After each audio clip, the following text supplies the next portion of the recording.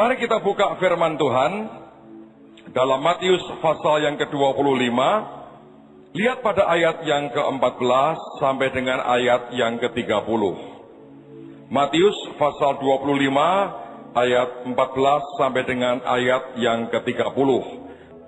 Sebab hal kerajaan surga sama seperti seorang yang mau bepergian ke luar negeri, yang memanggil hamba-hambanya dan mempercayakan hartanya kepada mereka.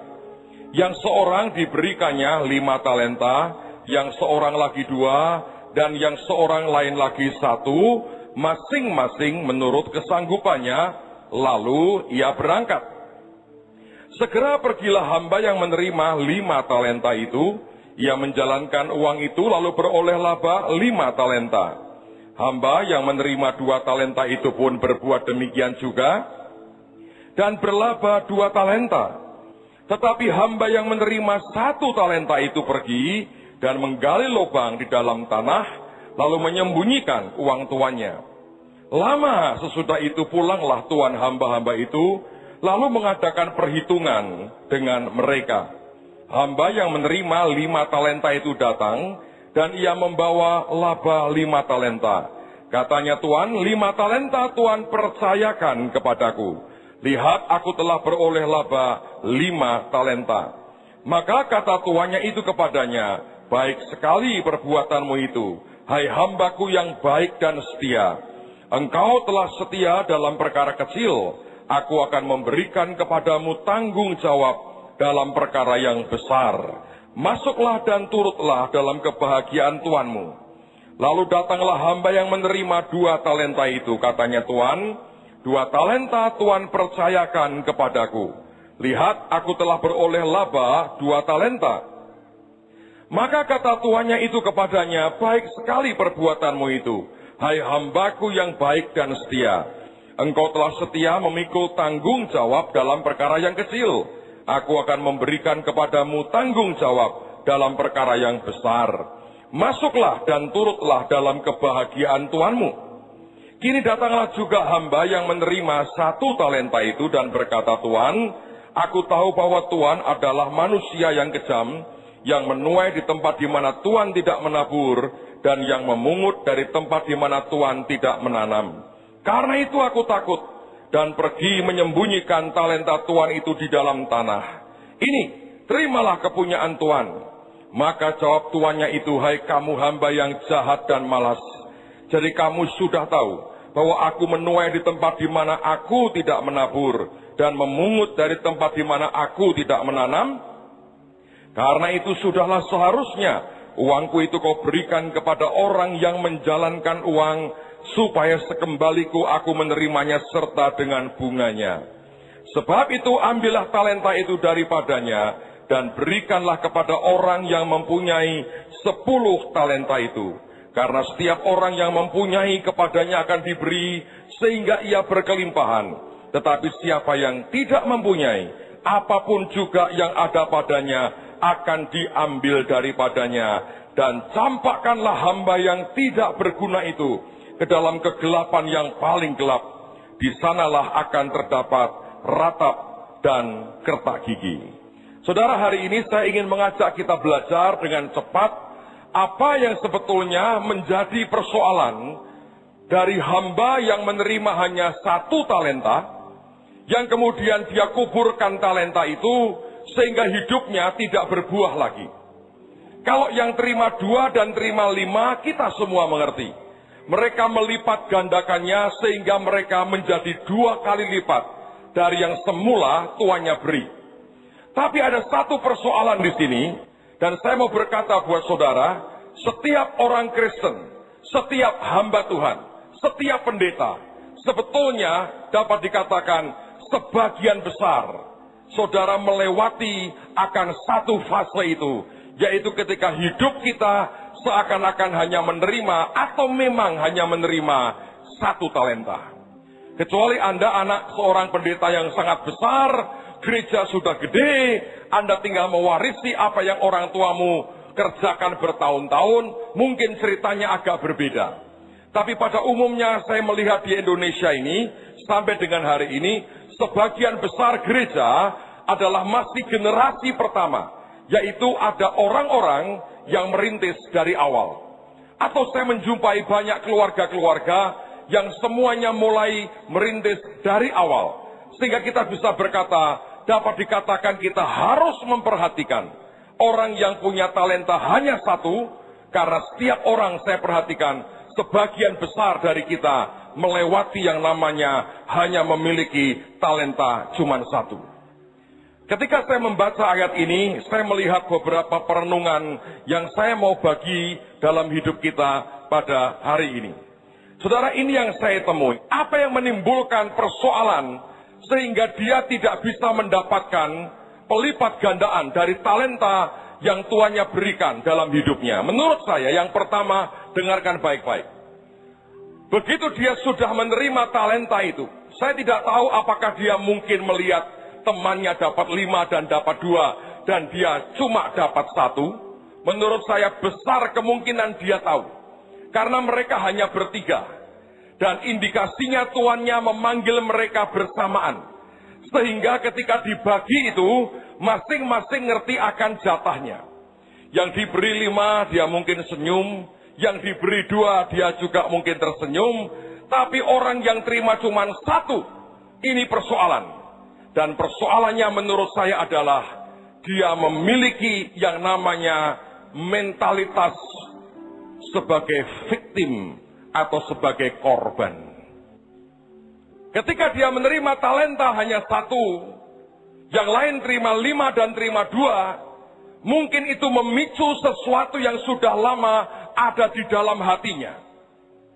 Dan dia berkata, memang ini Tuhan yang kejam. Karena sebenarnya tidak ada peristiwa apapun diceritakan, tapi saya percaya sebelum peristiwa pembagian talenta itu, ada banyak peristiwa yang terjadi sebenarnya.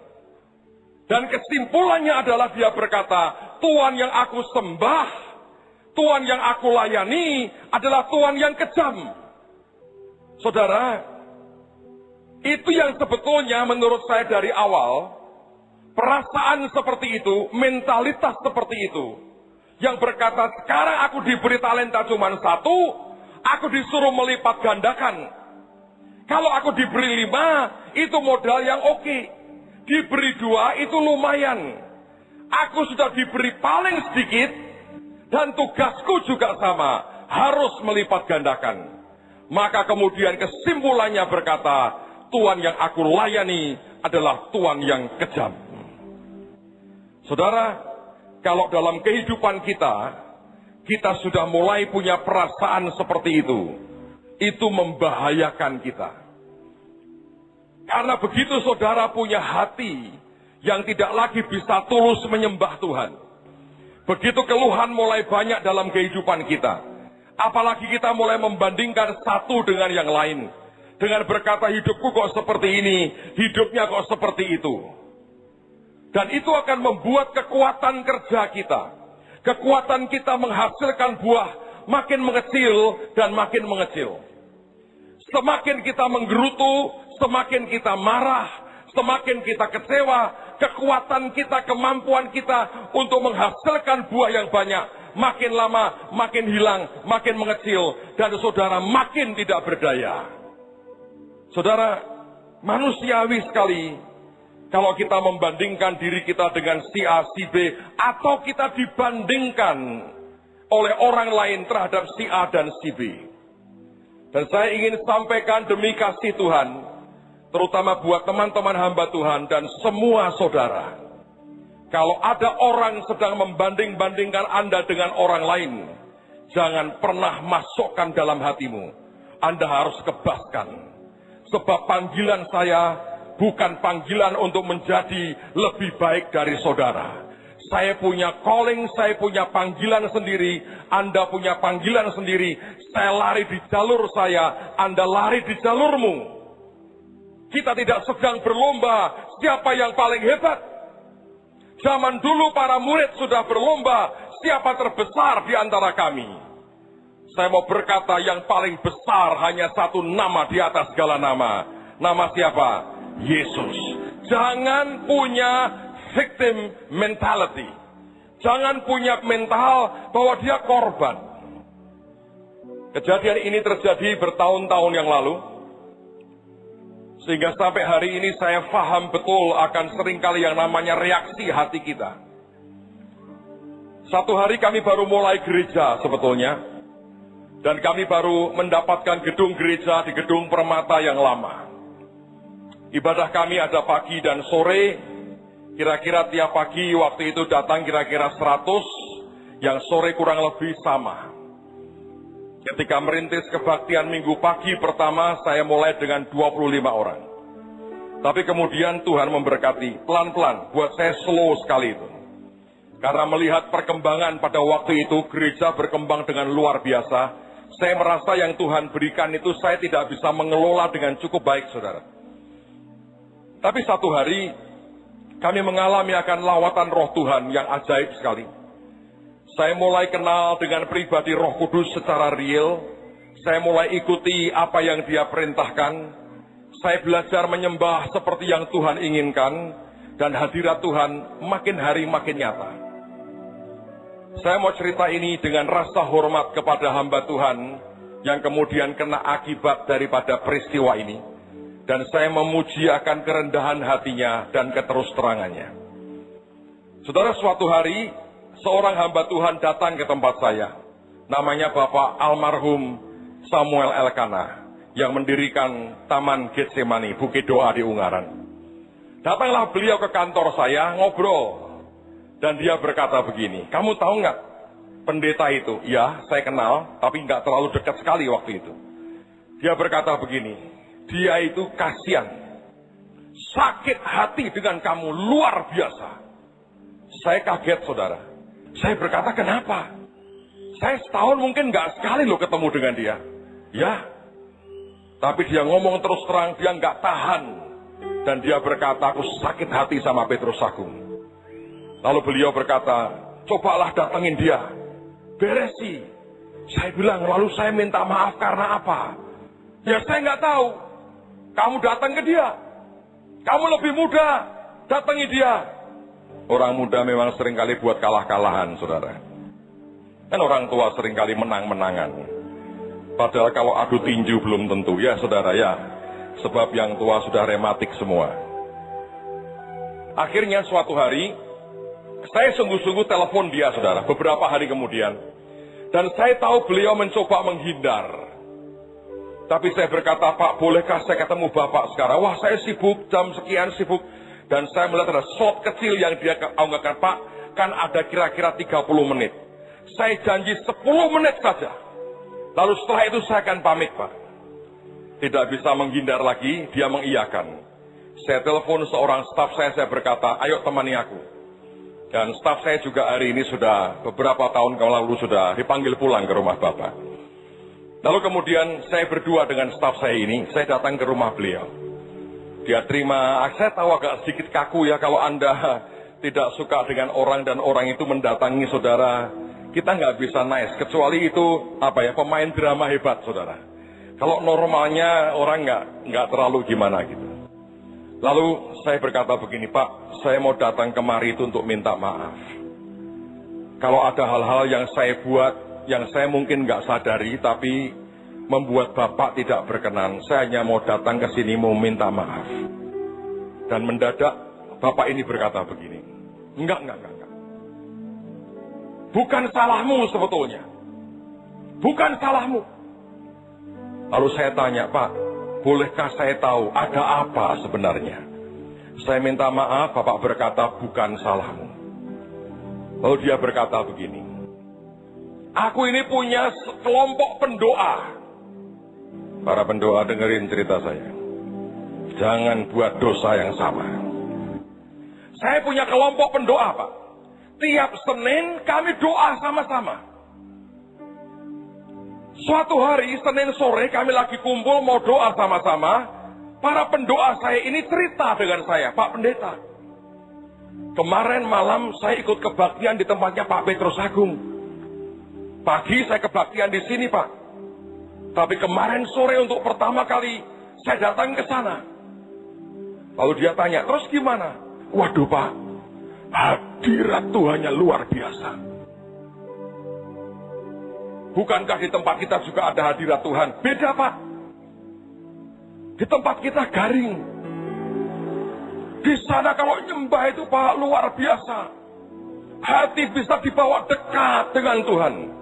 Dan biasanya kalau pendeta kena pukulan pertama, maafnya masih banyak. Dan dia berkata, oh puji Tuhan, kita berdoa ya. Minta hadirat Tuhan yang bahkan lebih di gereja kita. Amin, katanya. Hari itu mereka berdoa. Minggu berikutnya, Senin berikutnya, kumpul lagi. Dan dia berkata, Pak Pendeta, luar biasa loh. Saya lihat kemarin di kebaktian tempatnya Pak Petrus, ada awan putih di atasnya. Jadi kita, awan hitam, Pak. Kena kedua kali. Dia berkata, mari kita usir setan di atas kita. Pendeta kan maafnya banyak, saudara. Kadang sedikit tapi ngutang dulu supaya cukup. Karena seringkali maaf kita defisit. Senin berikutnya terjadi lagi. Pak, luar biasa, Pak. Firman yang disampaikan, maka mereka khotbah kepada pendetanya. Lalu pendetanya berkata, loh kan aku pernah khotbah yang sama. Lain, Bapak niru dia ya? Bayangin, saudara. Setelah 3-4 kali, naik akhirnya. Dan dia ngaku loh. Sejak hari itu ketika saya dengar namamu, sudah benci aku. Padahal saya rindu, saudara. Dia benci. Aneh kan? Dan saya berkata gini, orang kok dipuji-puji terus. Apa nggak ada salahnya? Lalu sejak itu saya keliling cari orang-orang yang tahu kesalahanmu di mana, kelemahanmu di mana. Dalam hati saya bilang, tanya saya, Pak, saya beritahu. Dan dia berkata, hatiku pahit. Dia bilang, aku yang salah. Selesai itu, saudara sekalian, saya bilang, ya baik Pak. Ya saya minta tolong Bapak berkati saya. Tetap saya minta didoakan. Ya, tapi begini ya. Nah ini pendeta ini cirinya begitu. Mengampuni plus jewer sedikit. Pasti ada begitunya. Oh namanya pendeta, saudara. Gak rela kalah telak tuh, tidak rela.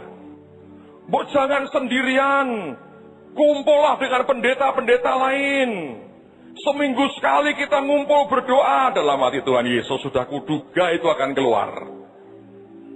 Lalu kemudian, puji Tuhan, saya tidak mengiyakan, saudara. Saya berkata, puji Tuhan. Selesai kami saling mendoakan, selesai. Hati saya bahagia. Lebih suka dicintai, saudara. Itu lebih enak daripada Anda dibenci orang. Lebih baik diberkati, didoakan daripada Anda dimaki dan dikutuki orang.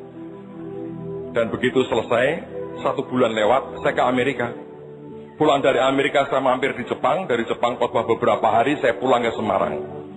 Badan sudah teler sekali. Sampai di rumah kira-kira mungkin jam 4. Dan tiba-tiba jam 4 itu telepon saya berdering. Pak Pendeta itu telepon saya. Dia bilang, Pak Petrus lagi di rumah ya? Iya Pak, baru pulang dari Amerika. Saya minta tolong Pak. Minta tolong gimana Pak? Ini ada staf saya, pengerja saya kerasukan. Manifestasi. Dari pagi saya tengkingi tidak bisa keluar Pak rohnya. Ngecek terus. Tolonglah Bapak datang, doakan. Itu mata sudah tinggal 5 watt, saudara, pengen tidur. Tapi karena baru rekonsiliasi, masa saya bilang, maaf Pak, saya mau tidur. Nanti sakit hati lagi, saudara, ya. Kadang-kadang kita harus, ya begitulah. Saya ngomong sama istri saya, kamu tidur aja, aku berangkat sendiri. Saya setir mobil sendiri. Dengan sebetulnya badan sudah goyang, saudara. Sekian jam dari Amerika ke Tokyo pelayanan sekian hari, badan sudah ngelayang sebetulnya. Saya hanya bahasa roh, saya bilang Tuhan, ini saat paling tidak tepat buat aku ngusir setan. Karena aku butuh bantal. Aku mau tidur bukan ngusir setan. Ini setan dari pagi diurusi terus, gak keurus juga. Mengapa saya agak menyesal mengapa saya mengiyakan. Harusnya saya tegas berkata, maaf Pak, saya mau tidur. Besok lagi saya urus. Tapi sungkanlah saudara ya. Sambil bahasa roh, pelan-pelan saya. Supaya nggak nyepet nyampe saudara sebetulnya. Karena badan nggak kepingin sama sekali nengking setan kalau sudah begitu. Akhirnya kami tiba. Pengerjanya sudah menunggu saya di halaman. parkir, dan kemudian saya diajak masuk ke dalam. Saya tidak melebih-lebihkan, saudara ya. Dan saya mau berkata bukan karena kuasa saya, tapi karena anugerah dan kuasa Tuhan Yesus. Saya jalan pelan-pelan dengan badan ngelayang begini. Terus pengerja berkata, di sini Pak, di ruangan ini. Saya buka pintunya, berderit, kayak film horor. Begitu saya masuk, saya lihat laki-laki sedang dipegangi 4 orang, tangan kanan kiri, kaki kanan kaki kiri, berontak terus. Dan tiba-tiba ketika bunyi pintu kebuka begitu, dia menoleh ke arah saya. Anda bisa bayangkan seperti horor Indonesia. Dan saya lagi menatap ke dia, dan mata kami saling berpandangan. Tidak ada cinta seperti mata setan, saudara. Jangan GR, dan itu laki-laki. Begitu mata kami saling berpandangan, mata beringas dan mata ngantuk bertemu, saudara. Tiba-tiba dia menjerit, buka matanya. Om, kenapa saya dipegangi, Om? Ommu itu, saya berkata, seharian lu nyusahin pendetamu. Itu gak ditengking loh, teriak sendiri. Dan Pak Pendeta ini begitu lihat, dia berkata, wah, urapan, katanya. Padahal lagi ngantuk pengen tidur, saudara. Tapi kenapa saya cerita seperti itu? Sebab banyak orang tanpa disadari, entah kenapa, selalu merasa dirinya adalah korban. Bahwa Tuhan yang kita layani bukan Tuhan yang adil. Kenapa dia diberi 5 dan saya diberi cuma 1? Kenapa tetangga dapat 2, saya cuma 1? Dan itu membuat kita menyimpulkan bahwa Tuhan yang kita sembah tidak adil, pilih kasih. Dan buat apa kita ikuti? Tapi untuk kita berontak melawan Tuhan, kita takut masuk neraka. Terpaksa kita terus melayani Tuhan dengan sikap hati yang seperti itu. Saudara, saya mau bicara apa adanya. Seringkali orang berkata, beri saya 5 Tuhan, beri saya 5. Saya tidak pernah melihat talenta 5 itu sebagai privilege, sebagai kehormatan. Tahukah saudara itu namanya tanggung jawab. 5 bulan yang lalu, belum sampai setengah tahun yang lalu. Why? Kenapa? Karena setengah tahun lalu pada waktu acara Bahtera, tidak ada ide apapun buat yang kita buat 2 hari ini. Nggak ada. Dan Bahtera yang lalu sekitar bulan Juni. Baru kemudian 1 bulan setelah itu, kira-kira bulan Juli, kami lagi doa di Bandung di rumahnya Pak Yusak. Tiba-tiba beberapa di antara kami mendapat pesan Tuhan. Tuhan berkata, bangun pasukan kunak. Dan Tuhan berkata, 100.000. Saudara sekalian, dan Tuhan berkata, biar mereka bermalam 1 malam, beri makan mereka. Saya lagi berdoa, kiranya ada tambahan, buatlah di Mahanaim. Nanti saya tinggal menadahkan tangan berdoa berkati anak-anak Mahanaim, Tuhan. Tapi saya tidak bisa mendikte Tuhan karena yang bernubuat berkata, saya lihat jelas dan saya dengar jelas. Tuhan berkata, buat di Semarang. Nah, lemes saya gubrak, saudara. Anda tahu kenapa lemes? Hati saya tetap berkata, amin Tuhan, terima kasih. Tapi kalau Anda datang 29 dan 30, sebetulnya kurang adil, saudara. Sebab itu membutuhkan hampir tiap sel di tubuh dan hidup kami. Dalam waktu 5 bulan, Anda mesti coba himpunkan orang sebanyak Anda bisa. Itu namanya tanggung jawab. Dan kami tidak pungut biaya loh. Kan nggak ada toh biaya pendaftaran. Coba Anda hitung dari awal begitu kita dengar 100.000. Ini otak terbiasa mengkalkulasi. Saya bilang kasih makan berapa kali? Ada yang bilang pagi kasih roti aja. Lumayan. Tapi saya bilang orang Indonesia kalau belum makan nasi sama dengan belum makan toh. Saya menghitung kalau diberi makan 2 kali setiap hari, siang malam, kalikan 100.000, Berarti Anda harus sediakan berapa porsi? 400.000 porsi.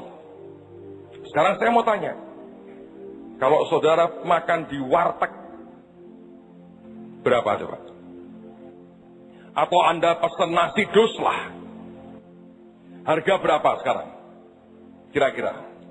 Ya 10.000 lah ya, ada yang bilang 12.000, nggak usah lah. Cari yang nasi sama tempe aja kan 10.000. Walaupun Anda mungkin sambil berkata dalam nama Yesus tempe jadi daging kambing, daging sapi. Katakanlah 10.000. Kalau 400.000 dikalikan 10.000 jadi berapa? Berapa? Mau? Dalam 5 bulan Anda untuk makannya tok sekian miliar. Saya mau 5 talenta. Mintalah. Saudara, tiba-tiba Tuhan berkata, nanti panggungnya itu gedung namanya Miracle Healing Center. Kelak kita akan pakai untuk mendoakan orang sakit, dan dari medis, terapis, dan sebagainya, dan termasuk kesembuhan ilahi. Dan waktu ditunjuk itu gedung itu belum apa-apa, saudara. Kita baru mulai akan mengerjakan, uang kita nggak banyak. Begitu tuh mulai digarap, kita tanya kontraktornya untuk dicor beberapa lantai supaya dipakai, tambah berapa kira-kira yang harus disediakan. Mereka berkata, nggak banyak kok Pak, cuma 20. 20 apa saudara? Dalam hal ini Anda cerdas. Mau 5 talenta. Saudara tahu, itu masang panggung, rigging, sound system, lighting, LED yang gede-gede itu. Tidak ada satu vendor yang sanggup. Itu kita pakai 3-4 vendor yang beda-beda. Saudara ngerti yang harus dibayar berapa itu? Anda tak kasih iman gede loh, terus ngomongnya, terus. Tidak boleh receh di tengah-tengah kita. Mau 5 talenta? Anda pikir keren? Menurut saya iya. Tapi yang namanya tanggung jawab. Saudara tahu berapa ribu yang jadi panitia? Dalam hitungan kami total, yang melayani total, kira-kira sudah hampir 10.000 sendiri. Anda tahu kita membangun WC berapa? Saya tak pikir pertama itu bukan makanan WC saya. Orang lapar bisa tahan, orang kebelet, nah itu berat. Total 600 WC. Jadi kalau Anda datang 29.30, Pak puji Tuhan ya, nggak fair sebetulnya. Tapi kalau sudah mental kita berkata, dia jahat. Kenapa kita suruh kerja? Kenapa nggak kota lain? Karena ada Pak Yusak, kepala suku. Harusnya kan asik. Ajaib toh. Banyak orang berkata, oh saya mau yang besar. Dengarkan baik-baik saudara. Kadang-kadang dia sangat cinta kita. Sehingga dia berkata, nak, ini aja ya. Dan kita berkata, aku ini korban. Tuhan tidak adil. Dia diberi banyak. Sebetulnya bukan soal banyak. Tapi itu responsibility. Tanggung jawab, saudara. Saudara pikir tidak ada harga yang harus dibayar? Saya keliling ke beberapa kota di Jawa Tengah. Beberapa pendeta tahu itu. Saya tawarkan kepada teman-teman. Anda mau kirim berapa orang? Busnya kami sediakan. Saudara, kami itu sewakan ratusan bus. Saya nggak minta ongkos, saya nggak diam-diam menyusupkan kernet-kernet di tiap bus, nariin karcis, saudara. Saya hanya mau mengatakan Tuhan, pingin ada kegerakan yang ajaib di bangsa ini. Dan satu gereja lokal tidak cukup dan tidak sanggup untuk menuai seluruh bangsa. Baca di Alkitab. Ketika perahu Petrus menangkap 153 ekor ikan yang gede-gede, dia harus dibantu nelayan yang lain untuk menyeret jala itu ke darat. Kita nggak bisa kerja sendiri. Saya ngomong ke banyak hamba Tuhan. Beberapa malah kemudian keliling berkata begini, Pak Petrus itu kalau membuat pasar murah nanti duitnya dimintakan Belanda. Saya tahun ini tidak ke Belanda. Holland Spreken saya nggak bisa. Hanya tahu Eten en Slapen, saudara. Yang lain saya nggak ngerti. Kami tidak pernah minta duit luar negeri. Saya beritahu ya, ini zaman sedang terbalik. Semua negara donatur misi dunia sudah bukan negara Kristen lagi sekarang. Ateis. Kalau kita buat acara pasar murah dimanapun, itu korban jemaat, saudara. Nggak ada dolar, nggak ada euro, nggak ada. Semua uang korban jemaat. Karena berkat Tuhan. Tapi saya kadang-kadang bingung. Hanya untuk berkata jangan kirim orangmu. Bisa muncul cerita seperti itu.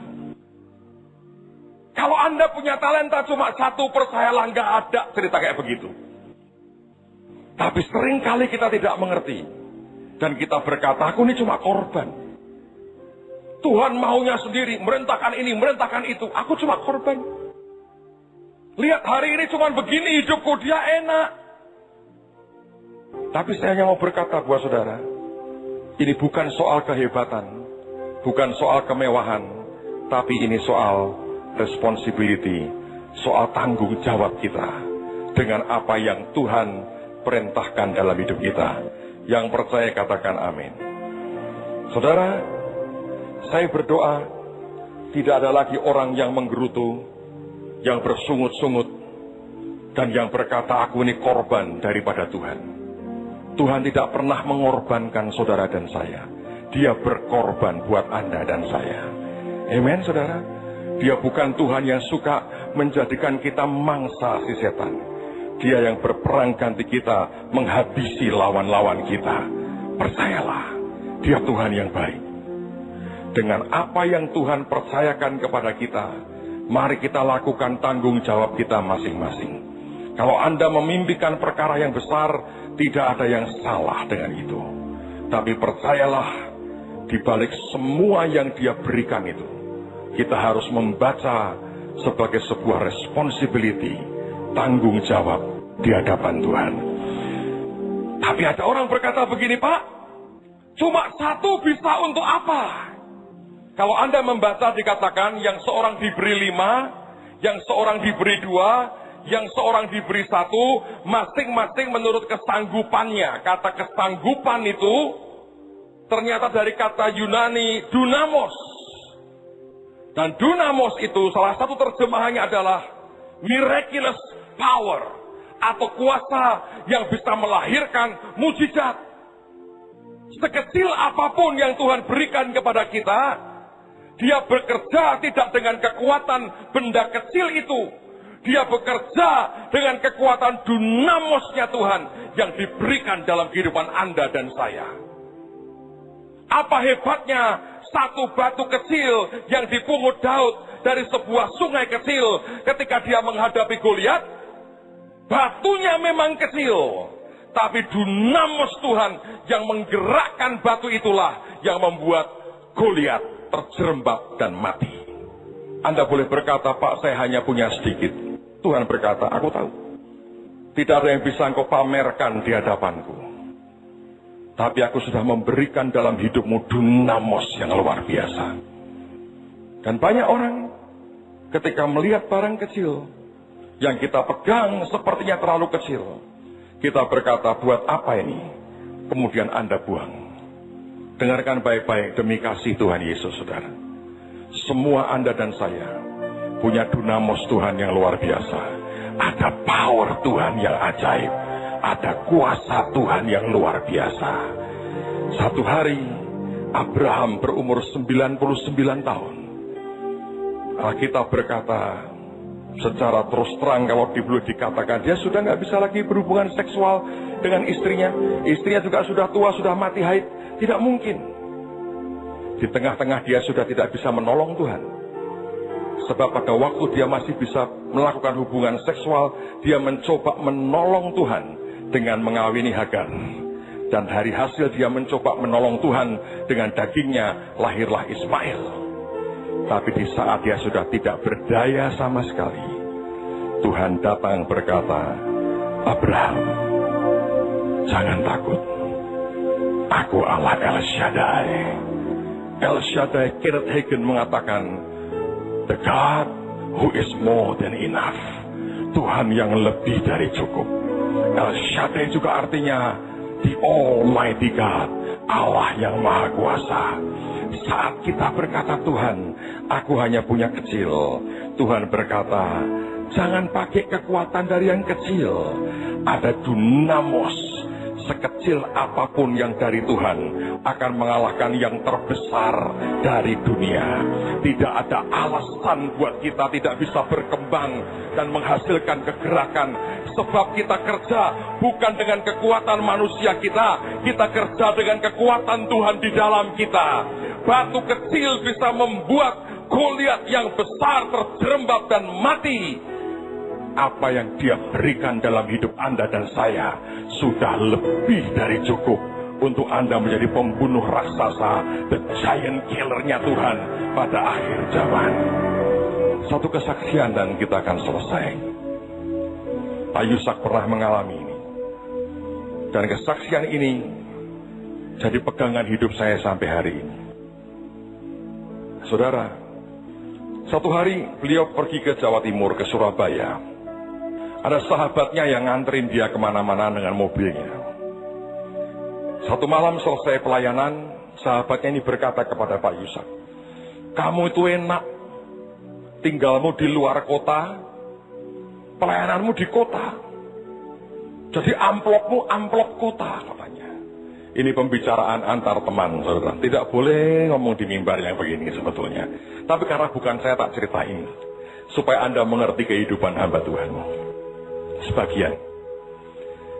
Lalu kemudian Pak Yusak berkata gini, nah kenapa apa bedanya sama kamu? Kalau aku ini tinggal di kota, pelayananku di desa. Buat beli bensin aja nggak cukup. Sampai di desa jemaat cuma 15. Pulang dapat sayur dan jagung. Masa tak masukin ke mobilku, masuk bensin mobilku jagung dan sayur. Kan nggak bisa, aku bawa pulang. Nombok lah. Dan beliau berkata, aku keluar negeri aja nggak pernah. Ya aku hanya bisa muter-muter gini, bertahan hidup ini sudah bagus. Tambah kurus, kamu kok tambah gendut, katanya begitu saudara. Lalu Pak Yusak mengatakan begini, itu goblokmu dewi, katanya. Saya mau tirukan persis supaya Anda mantap, itu goblokmu dewi. Kalau ada orang yang kok kayak saya, Pak, goblokmu dewi, kata Pak Yusak, saudara, saya ceritanya. Kenapa kok goblokmu? Dia berkata, siapa yang suruh kamu hidup dari kolektor?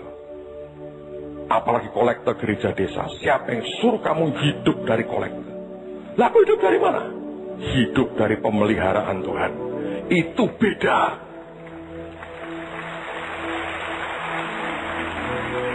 Saya harap Anda benar ngerti.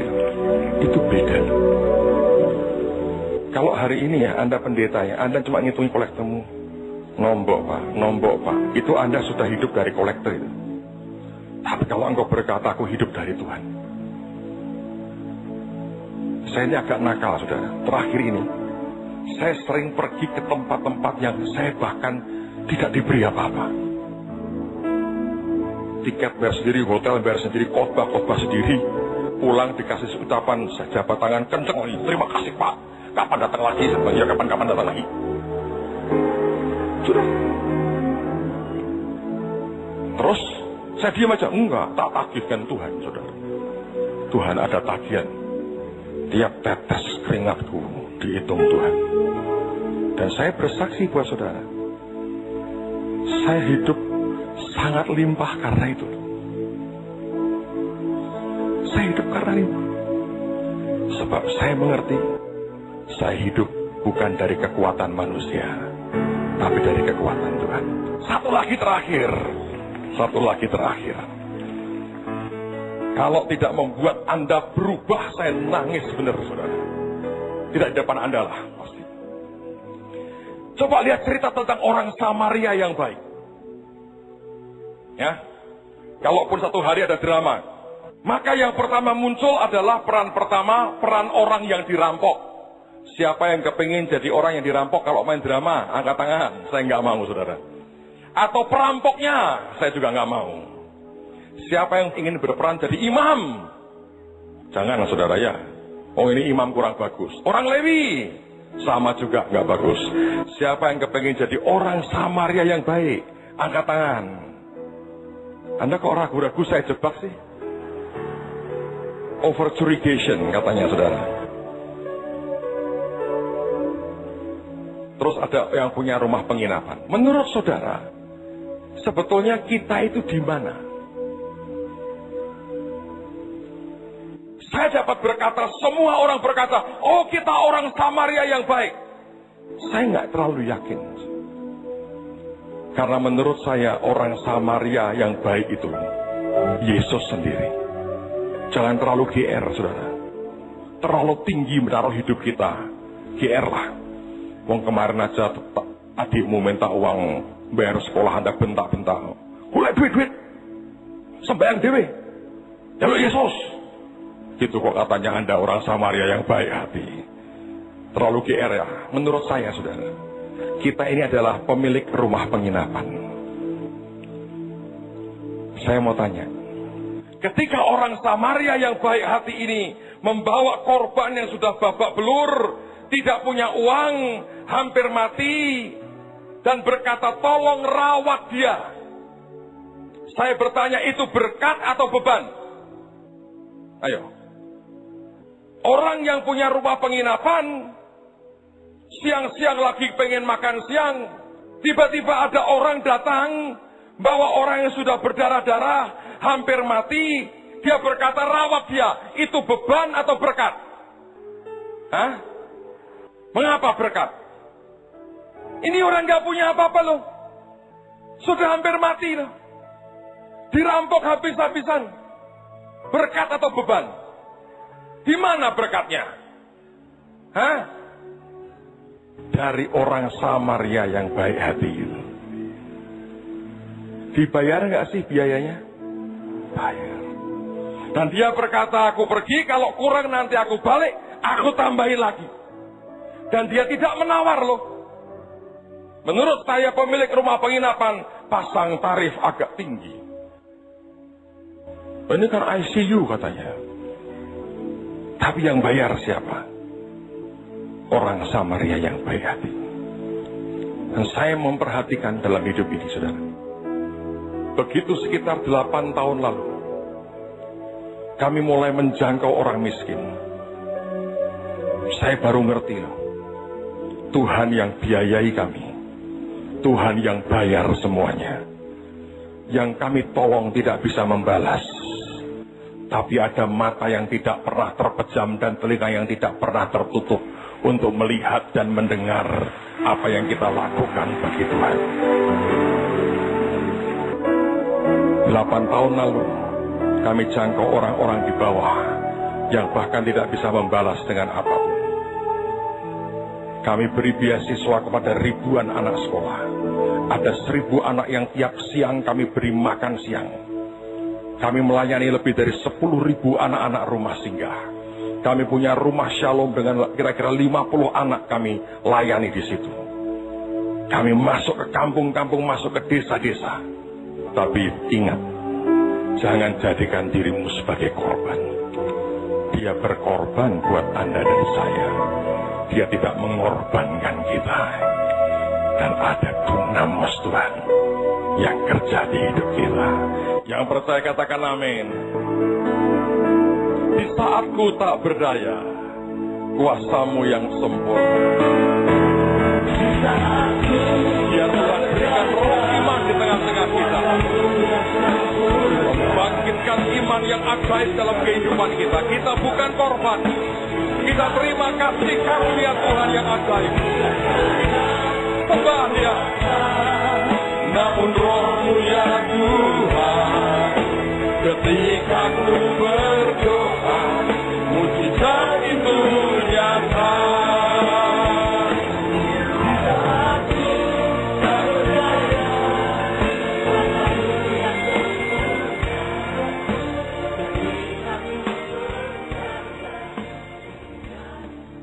Keluarga Rema, baru saja kita bersama mendengarkan firman Tuhan yang disampaikan oleh Bapak Pendeta Yosia dan Bapak Pendeta Petrus Agung Purnomo dengan judul Kesatuan dan Buang Mental Korban.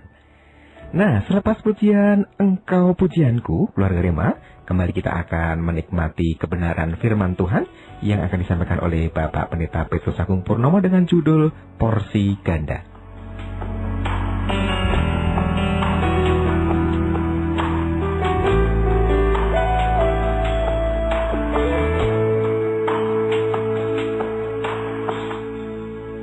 Di tengah badai hidup, ku tahu Engkau sertaku, Kau lingkupiku dengan sayap-Mu, memberiku ketenangan di tengah pencobaan. Ku tahu Engkau sertaku, Kau beriku hidup dan pengharapan di dalam kelimpahan.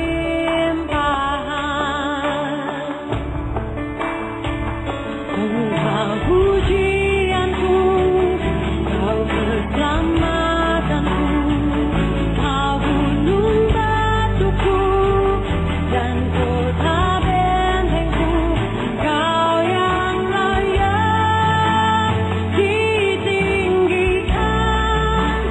dan dimuliakan. Beri pujian bagi Raja. Di tengah badai hidup, ku tahu Engkau sertaku, Kau lingkupiku dengan sayap-Mu, memberiku ketenangan di tengah pencobaan. Ku tahu Engkau sertaku, Kau beriku hidup dan pengharapan di dalam kelimpahan.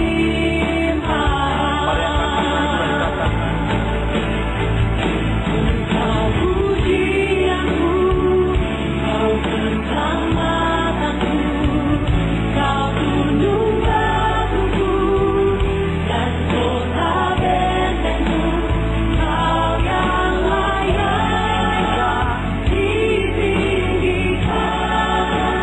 dan dimuliakan.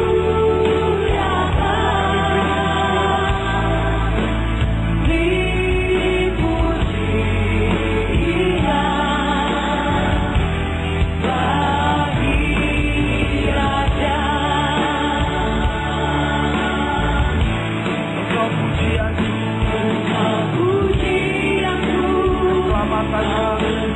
keselamatanku, Kau gunung batuku dan kota bentengku, Kau yang layak ditinggikan dan dimuliakan. Beri pujian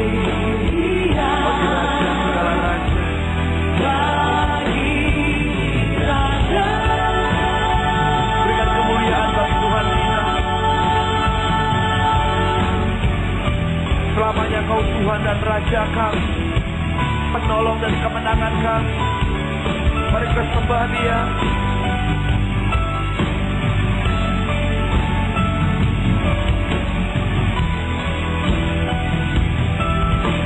Katakan engkau pujianku.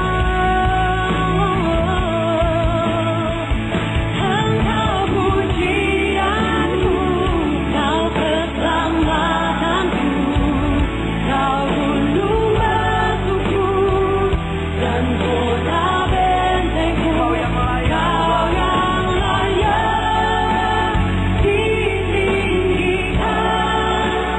dan dimuliakan.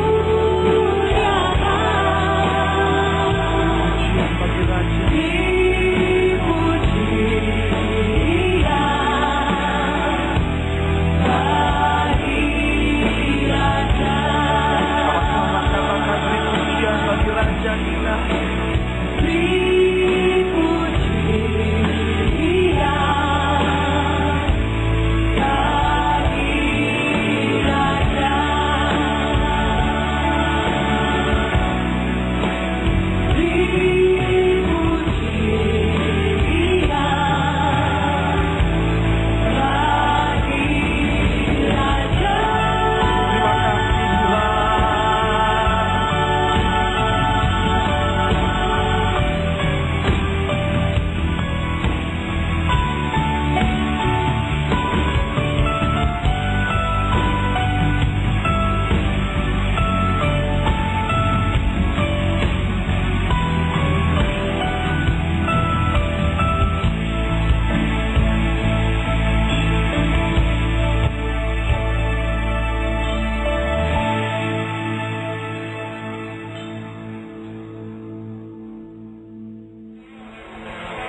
Katakan dalam nama Yesus, Dalam nama Yesus, aku percaya aku percaya akan kuasa Tuhan kuasa Tuhan berlaku dalam hidupku. berlaku dalam hidupku. Maka mujizat Maka mujizat akan menyertai aku. akan menyertai aku. Apapun yang aku sentuh Apapun yang aku sentuh jadi ajaib jadi ajaib karena mujizat Tuhan. karena mujizat Tuhan. Dan tidak ada Dan tidak ada yang bisa menunda lagi karena semua janji Tuhan semua janji Tuhan sudah waktunya sudah waktu tergenapi dengan sempurna. tergenapi dengan sempurna. Dalam nama Yesus. Dalam nama Yesus. Angkat tanganmu di hadapan Tuhan. Biar roh hikmat, roh wahyu, dan roh pengertian turun di tengah-tengah kami Tuhan. Menguasai pikiran dan hati kami, roh, jiwa, dan tubuh kami. Sehingga setiap perkataan Tuhan yang kami dengar hari ini sampai ke dasar hati kami yang paling dalam. Kemuliaan hanya bagi Yesus Kristus Tuhan kami. Karena semuanya yang baik ini datang daripadamu. Di dalam nama Tuhan Yesus.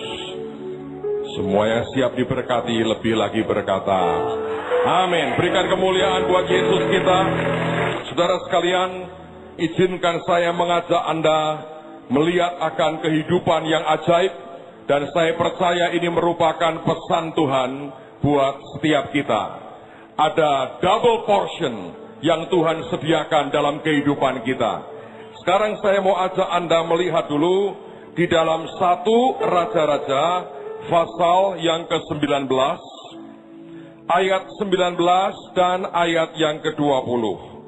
1 Raja-Raja pasal yang ke-19, ayat yang ke-19 dan ayat yang ke-20.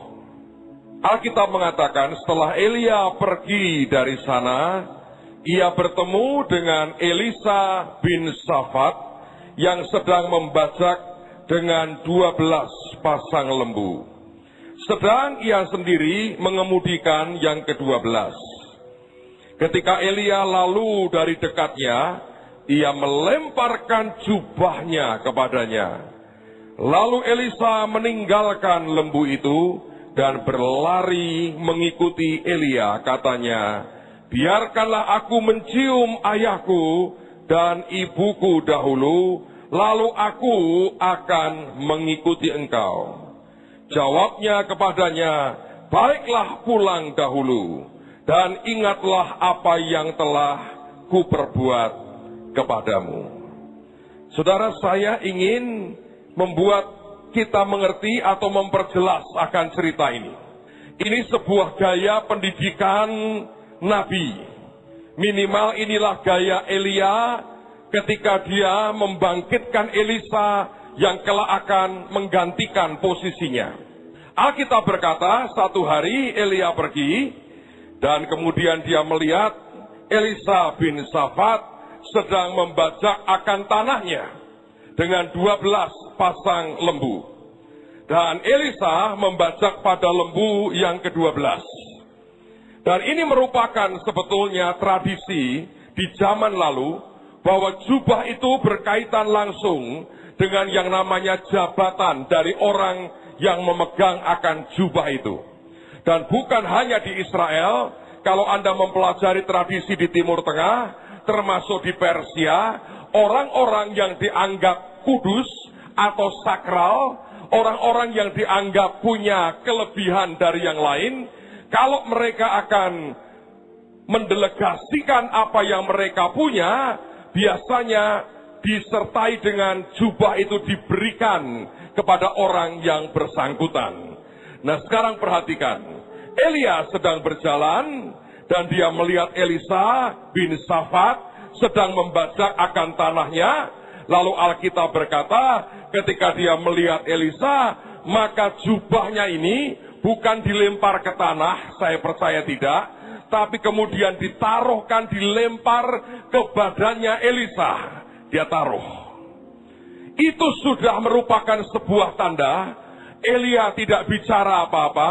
Elia tidak berkata ikutlah saya. Dia cuman lempar jubahnya. Alkitab berkata Elisa mengerti itu. Ditinggalkannya lembunya. Dia lari ke arah Elia. Dan dia berkata, izinkan aku pulang dulu. Aku mau pamitan dengan orang tuaku. Aku mau cium ayah dan ibuku. Lalu aku akan ikut kamu. Kalau Anda membaca dalam bahasa Indonesia, tidak terlalu jelas pengertiannya. Karena dikatakan Elia berkata, baiklah, oke, pulang dulu, dan ingat apa yang sudah aku perbuat kepadamu. Saya mencoba membaca dalam literatur yang lain, dalam terjemahan yang lain, dan saya menjumpai sebenarnya apa yang Elia katakan tidak seperti itu. Ada penerjemahan yang menurut saya sedikit beda. Nah, saya mau tunjukkan kepada saudara, kalau Anda punya Alkitab Amplified Bible diantaranya, maka Alkitab mengatakan dia meninggalkan lembu-lembunya dan berlari ke arah Elia dan berkata, izinkan aku mencium ayah dan ibuku, kemudian aku akan mengikuti engkau. Tapi kalimat berikutnya Alkitab berkata begini, dan Elia menguji Elisa. Elia menguji Elisa dan berkata, silahkan pulang. Dia berkata, nggak apa-apa, mau pulang, silahkan. Dan dia berkata, memangnya aku sudah melakukan apa untuk kamu? Dia berkata, kamu mau pulang, silahkan. Dan dia berkata, what have I done to you? Aku sudah kerjakan apa buat kamu? Di dalam Amplified Bible diberikan sebuah penjelasan yang kalimat ini artinya settle it for yourself. Saudara sekalian, ini penjelasannya. Elia melemparkan jubahnya kepada Elisa. Elisa menangkap maksud dari Elia. Dia tinggalkan 12 pasang lembunya. Dia datang kepada Elia dan dia berkata, izinkan aku pulang dulu, cium ayah dan ibuku, lalu aku akan ikut engkau. Elia berkata, oh tidak masalah. Silahkan kalau engkau mau pulang.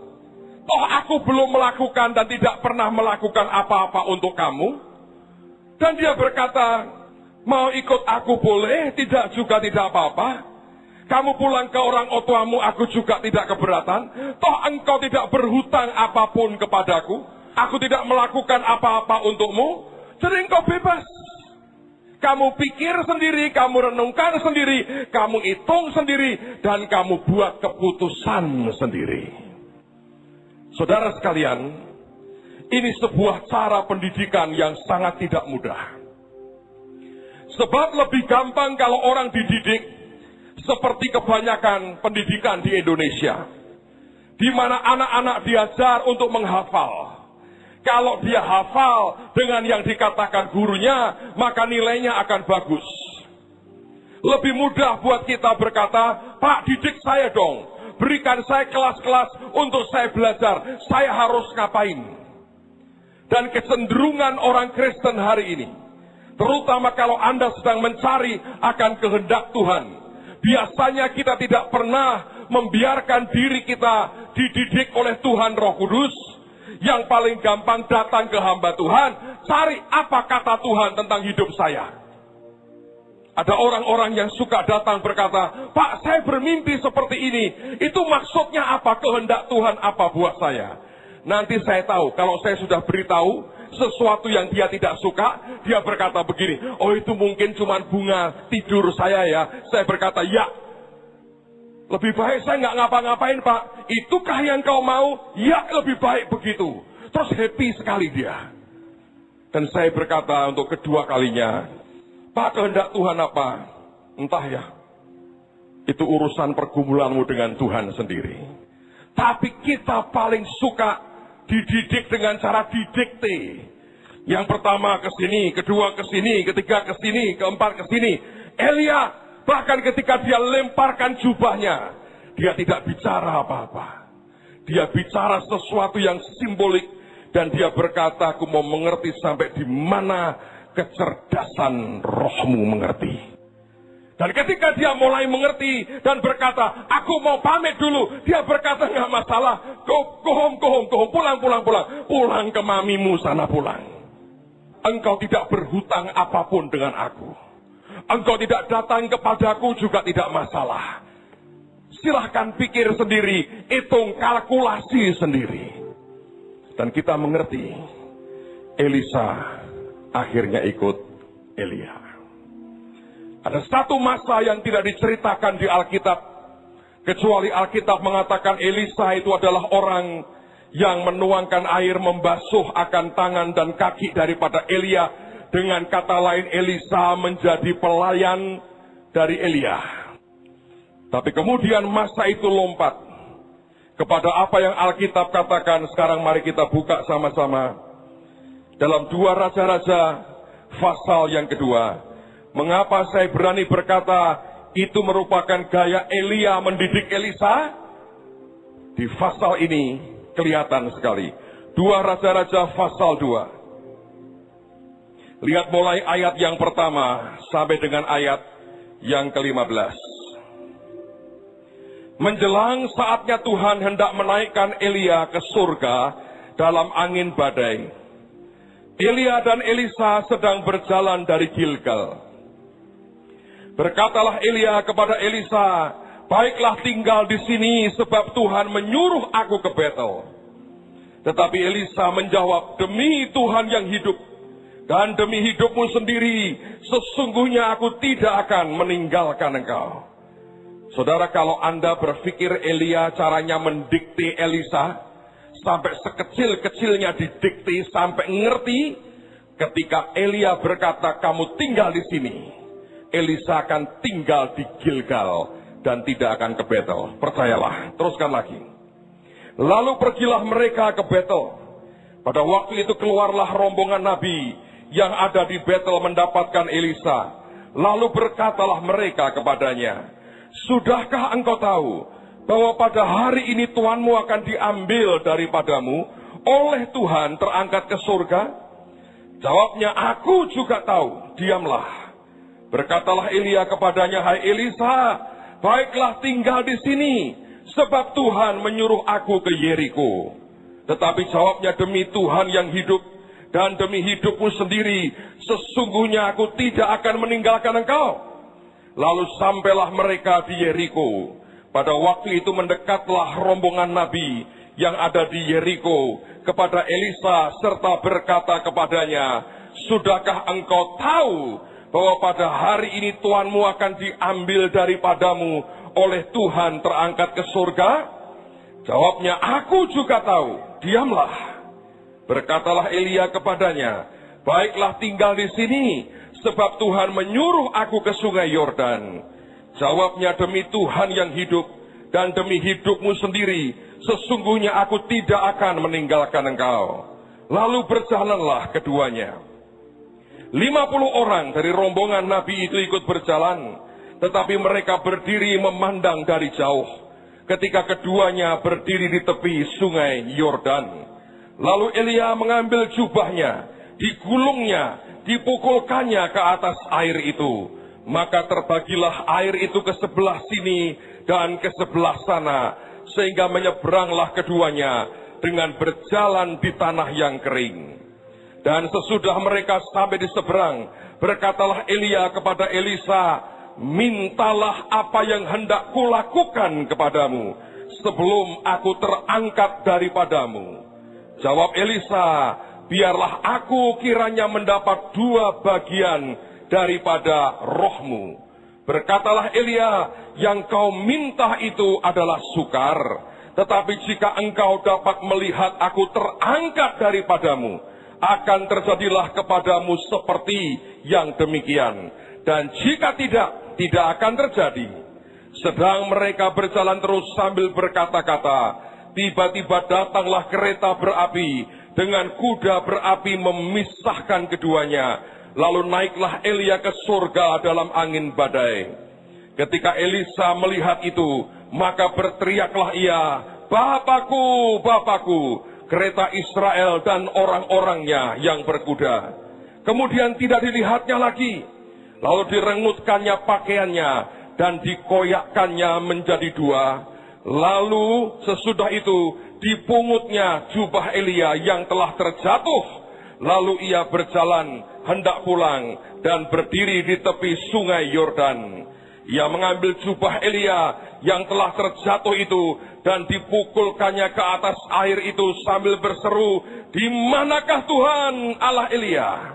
Ia memukul air itu, lalu terbagi ke sebelah sini dan ke sebelah sana, maka menyeberanglah Elisa. Ketika rombongan Nabi yang dari Yeriko itu melihat dari jauh, mereka berkata, roh Elia telah hinggap pada Elisa, sehingga mereka datang menemui dia, lalu sujudlah mereka kepadanya sampai ke tanah. Saudara sekalian, bahwa urusan Anda mendapatkan jubah yang Tuhan berikan dalam hidupmu adalah satu hal. Tetapi bagaimana jubah itu bisa berakibat dalam kehidupan kita secara konkret dan nyata, ternyata itu perkara yang lain lagi. Di dalam catatan banyak hamba Tuhan, Elia selama hidupnya melakukan 8 mujizat besar dalam hidupnya. Tapi ketika dihitung apa yang terjadi pada Elisa, Elisa persis mengalami double porsi. Dia melakukan 16 mujizat besar dalam hidupnya. Izinkan beberapa menit ini saya mengajak Anda melihat sebuah perjalanan yang harus dilewati oleh Elisa, yang dari saat ke saat dia harus tinggalkan akan poin-poin itu untuk menuju ke next level. Karena Tuhan berkata, ada 4 titik yang Anda dan saya harus perhatikan dalam kehidupanmu. Kalau engkau ingin mencapai puncak destiny kita, dan apa yang Tuhan tetapkan, yang pernah dinubuatkan itu, satu hari bukan sekedar hanya sebuah nubuatan, tapi akan jadi realita dalam kehidupan kita. Siapa yang mau semua nubuatan jadi kenyataan dalam kehidupan kita? Nah, perhatikan dengan cepat. Hari itu Elia dan Elisa ada di Gilgal. Saya harus beritahu saudara, Gilgal adalah tempat yang berbahaya. Nama Gilgal artinya rolling atau berputar. Saudara, saya harus berkata kepada saudara semua, sebagian besar orang Kristen dan gereja tidak bisa lepas dari pusaran yang kita tiba-tiba masuk di dalamnya. Kenapa, Pak? Perhatikanlah kehidupan kita masing-masing. Sudah berapa tahun Anda dalam pelayanan? Sudah berapa tahun engkau ikut Tuhan Yesus? Tapi kalau kita mau jujur, kita sebetulnya hanya rolling, kita hanya berputar. Tidak ada kemajuan apapun, yang dikerjakan hanya rutinitas seperti itu. Tidak ada visi ke depan, tidak melihat akan rencana Tuhan, tidak mengerti akan hati Tuhan, dan hanya berputar mengerjakan apa yang rutin dalam kehidupan kita. Sudah berapa tahun kita memulai pelayanan kita, lihat sampai di mana kemajuannya hari ini, dan saya harus jujur berkata, sebagian besar orang percaya tidak bisa lepas dari pusaran Gilgal dalam hidupnya. Dan jangan dianggap ini sesuatu yang tidak berbahaya, sebab orang Israel 40 tahun mereka tidak bisa keluar dari pusaran Gilgal atas hidupnya, dan satu generasi habis. Tidak pernah mereka masuk tanah perjanjian. Saya berdoa semua kita belajar membuka hati dan hidup kita kepada rohnya. Dan bertanya kepada Roh Kudus, apakah aku ini on progress dengan baik? Apakah sudah ada kemajuan, terobosan yang hebat dalam hidupku? Jangan-jangan tanpa disadari, kita masih di Gilgal. Kita bicara yang besar-besar di depan, tapi kenyataannya kita masih di Gilgal. Pusaran kehidupan yang membawa kita hanya berputar, tidak pernah kita tinggalkan. Dari tahun ke tahun, Anda ya seperti itu. Dari waktu ke waktu, ya seperti itu keadaannya. Hanya mungkin lebih tua. Yang dulu penglihatan, sekarang banyak dapat mimpi. Masuk golongan orang tua tadi, saudara. Berputar, dulunya bisa berputar dengan cepat, lama-lama makin melambat, encoknya banyak di badannya. Dulunya banyak memberi persembahan, hanya muter, tenaganya habis, uangnya bukan tambah banyak, kekayaannya drop. Kerjaannya nggak pernah maju. Dari tahun ke tahun hanya seperti itu. Apakah itu sebuah destiny? Saya harus berkata, no way. Tidak, saudara. Elia berkata kepada Elisa, aku mau ke Betel, lu tinggal di Gilgal. Dia berkata, maaf Tuhan. Destiniku sesuatu yang besar. Dia tidak pernah ungkapkan sebelumnya. Tapi ada di sini. Elia kembali berkata, lu mikirlah. Tapi aku gak mau ngerepotin kamu. Tinggal saja di Gilgal. Muter. Aku mau ke Betel. Dia berkata, demi Tuhan dan demi hidupmu, aku akan ikut engkau. Saya mau berkata, jangan pernah mau terus muter di Gilgal, saudara. Harus dimulai dengan sebuah kejujuran di hatimu. Yang sampai kita bisa berkata, gua ini di Gilgal sih. 3 tahun lalu ya begini-begini aja. 5 tahun lalu ya begini, tambah parah mungkin. Tapi sebenarnya engkau tidak pernah beranjak dari tempat di mana engkau memulai. Berapa banyak dialami oleh gereja Tuhan. Saya sebetulnya orang yang tidak pernah menyesal kalau khotbah dan melayani dimanapun, saudara. Tapi satu hari ada sesuatu kesedihan di hati saya. Saya masih ingat hari itu hari Minggu. Dan itu hari Minggu pagi, artinya Sabtu di sini. Saya lagi di Los Angeles. Saya diundang khotbah oleh sebuah gereja. Pendetanya terus minta. Saya pikir saya bukan hakim yang lalim lah. Saya berkata, oke, saya khotbah di tempatmu.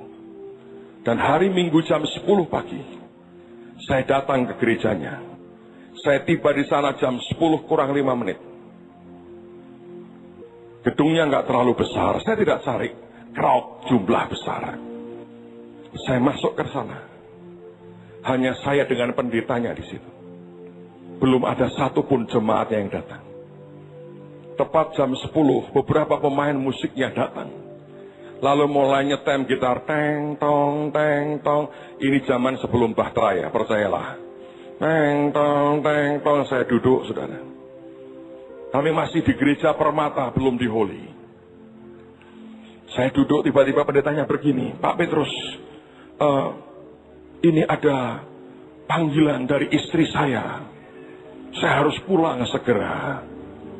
Waduh, kalau Big Boss sudah memanggil, tidak ada sersan yang berani untuk mengatakan tidak, saudara. Ya toh, hari ini kan banyak suami-suami badannya gede. Begitu ketemu istrinya langsung, kebaktian bahkan belum dimulai istrinya memanggil. Belakangan saya tahu sebetulnya cuman air panas di kamar mandi tidak nyala hari itu. Dan si pendeta besar ini jadi tukang ledeng sebentar betulinakan air buat baginda yang mulia. 10:30 ibadah dimulai. Ada 15 orang duduk di situ. Saya menghibur diri Tuhan yang 12 rasul-rasul hebat. Yang 3 lainnya adalah Paulus, Timotius, dan Titus. Saya membanggakan diri saya sendiri. Saya terbang jauh-jauh dari Indonesia untuk rasul-rasul besar ini. Dan ketika saya mulai mau khotbah, 3 orang sudah langsung lewat masuk hadirat Tuhan dengan mendengkur dengan keras, saudara. Dan detik itu saya berkata, Petrus Agung, kenapa kamu di sini? Apa kerjamu di sini, hai Petrus Agung? Dan sejak hari itu saya berkata, Tuhan, kenapa Gilgal? Dan beliau bangga berkata, saya sudah 15 tahun di Amerika. Saya nggak pernah bangga dengan itu. Sebab apa hebatnya Anda hanya muter di Gilgal. Kalau saya ngomong begini, banyak orang membantah di hati. Saya tidak. It's not my problem. Saya hanya mau sampaikan pesan Tuhan. Banyak yang di Gilgal cuma muter. Dan 40 tahun pusaran Gilgal itu menghabisi satu generasi orang Israel. Tidak bisa masuk tanah Kanaan. Dan Elisa berkata, demi hidupmu dan demi Tuhan, aku tidak akan meninggalkan engkau. Lalu mereka pergi sampai ke Betel. Nama Betel itu namanya keren sekali. Bet adalah rumah, El adalah Elohim. Rumahnya Tuhan, saudara. Tapi tidak berarti Elia mau tinggal di Betel. Saudara, tolong jangan salah mengerti saya ya. Sekarang ada banyak gereja organisasi namanya Betel. Tidak ada urusan dengan itu loh. Saya ngomong Alkitab ya. Roh pengadu-adu yang tidak benar dan bodoh ini pergi dari tempat ini. Saya tidak sedang menghakimi siapa-siapa. Apa pakai pakaian pink ini menunjukkan saya hakim yang mulia? Nah, kalau merah mungkin saudara saya pink kok. Elia berkata, Elisa, lu di Betel saja. Elisa berkata, gua di Betel. Betel? No. Aku mau ikut. Engkau mau kemana, Yeriko? Saya harus berkata kepada saudara, ada beberapa orang sudah meninggalkan Gilgal, keluar dari pusaran, kemudian dia melangkah dan dia tiba di Betel. Masalahnya dia stuck di Betel. Betel memang pernah jadi tempat di mana Yakub terima penglihatan yang luar biasa. Dia melihat tangga turun dari surga dan malaikat turun dan naik dan dia berkata, ini pintu gerbang surga, ini rumah Tuhan. Dan dia ubah namanya menjadi Betel. Tapi satu kali terjadi di zaman Rehabeam dan Yerobeam. Dengarkan baik-baik, saudara. Pada waktu itu Yerobeam berontak melawan Rehabeam. 10 suku ikut Yerobeam. Hanya 2 suku yang ikut Rehabeam. Yehuda dan Benyamin. Begitu kerajaan terpecah 2. Yerobeam menguasai memimpin 10 suku. Tapi kemudian satu hari dia melihat sebuah fakta. Bahwa dari tahun ke tahun terutama pada waktu menjelang Paskah. Orang-orang yang ikut dengan dia selama ini, akhirnya mereka pergi ke Yerusalem. Setiap tahun dia melihat rakyatnya pergi ke Yerusalem untuk beribadah di sana. Bukan pergi ke Semarang, pergi ke Yerusalem untuk beribadah di sana. Lalu kemudian dia berkata begini, ini kalau semua tiap tahun pergi ke Yerusalem dan mereka membawa persembahan, lama-lama akan ikut Rehabeam. Dan persembahannya diterima Rehabeam. Bagaimana caranya? Jangan sampai mereka ke Rehabeam. Jangan sampai mereka ke Yerusalem. Lalu Yerobeam mendapatkan ide dari setan fresh from the oven. Dimulai dari ketakutan kehilangan. Dimulai dari perebutan pengaruh dalam hatinya. Rehabeam baik-baik diam di Yerusalem. Yerobeam panas hatinya. Apa yang dia kerjakan? Dia bangun patung. Dia buat patung. Dan satu dia taruh di Betel. Dan satu dia taruh di Dan. Yerobeam berkata kepada orang Israel yang 10 suku, inilah Tuhanmu yang telah membawa engkau keluar dari Mesir. Dan orang Israel juga gobloknya sama dengan rajanya. Percaya patung binatang itu jadi Tuhannya. Mereka berhenti tidak datang ke Yerusalem menyembah Tuhan yang hidup. Mereka menyembah patung di Betel. Saudara, sejak hari itu, kalau Anda baca di Alkitab, nyaris tidak ada perkataan yang baik yang keluar dari mulut Tuhan ketika Tuhan bicara soal Betel. Saya tunjukkan beberapa bukti supaya Anda dan saya mengerti. Lihat kitab Yeremia pasal yang ke-48. Ayat yang ke-13. Yeremia 48 ayat 13. Maka Moab akan menjadi malu oleh karena dewa Kamos. Sama seperti kaum Israel menjadi malu oleh karena Betel, kepercayaan mereka. Sekarang lihat Amos pasal yang ke-5. Ayat yang ke-5 dan ayat yang ke-6. Alkitab mengatakan Tuhan berkata, janganlah kamu mencari Betel. Janganlah pergi ke Gilgal. Dan janganlah menyeberang ke Beersheba. Sebab Gilgal pasti masuk ke dalam pembuangan. Dan Betel akan lenyap. Carilah Tuhan, maka kamu akan hidup. Supaya jangan ia memasuki keturunan Yusuf bagaikan api. Dan memakannya habis. Dengan tidak ada yang memadamkan bagi Betel. Lihat lagi Amos pasal yang ke-7.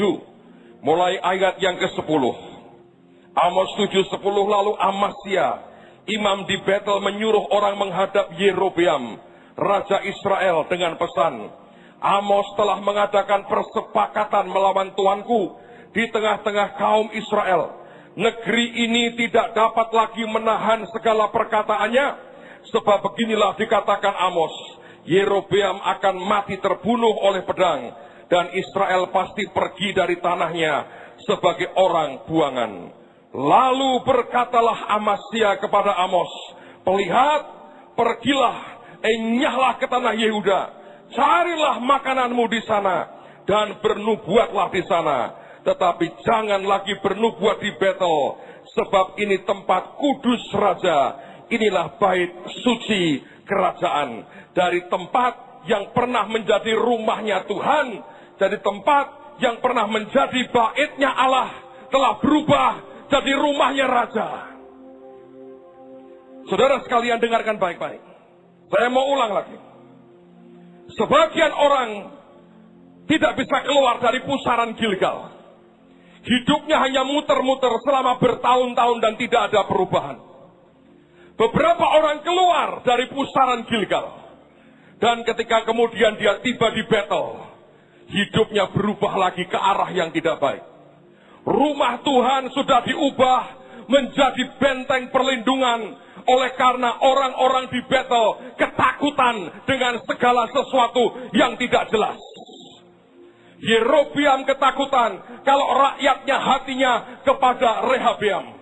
Kalau gereja dan orang Kristen hatinya sudah berpolitik dan berpikir ini pengaruh siapa lebih besar. Dan kemudian ujungnya berkata, duitnya lari kemana? Saya mau beritahu kepada saudara dalam nama Tuhan Yesus.